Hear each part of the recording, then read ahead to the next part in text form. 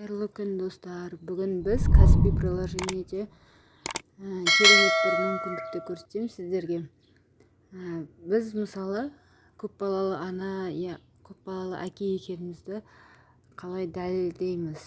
Бізге қазіргі уақытта көк книжка көпбалалы аналарға берілмейді.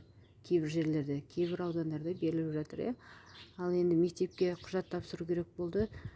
Сізге көпбалалы ананың қалай дәлелдейсіз дейсіз. Ол үшін 4 балаңыздың, 5 балаңыздың туу-тура куәлігін апаруыңызға болады. Болмаса, міне қазір Каспи приложениеде госуслуги бөлімінде сіздің көпбалалы ана, көпбалалы отбасы екеніңізді дәлелдейтін құжат бар. Соны шығарып тапсырсаңыз болады.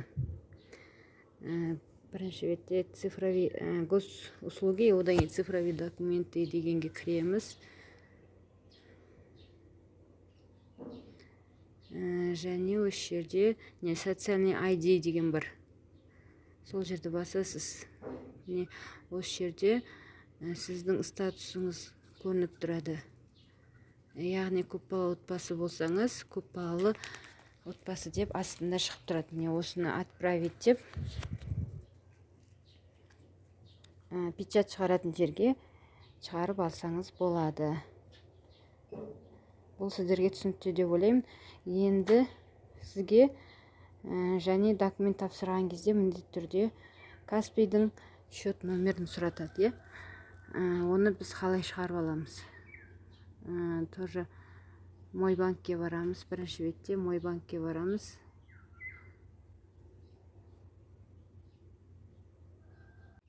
Мой банкке барамыз. Осы жерде Каспи Голд дегенді басасыз. Каспи Голдқа түсу керек қой.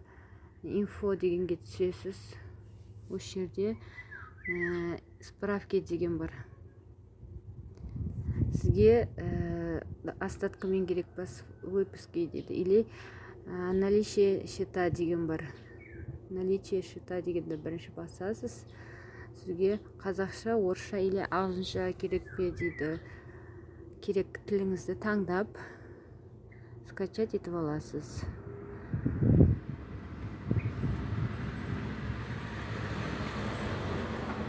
Және осыны счет номерді керек адамға поделиться етіп жібере берсеңіз болады. WhatsApp-на и оны печать ететін жерден шығарып аласыз. Өте оңай.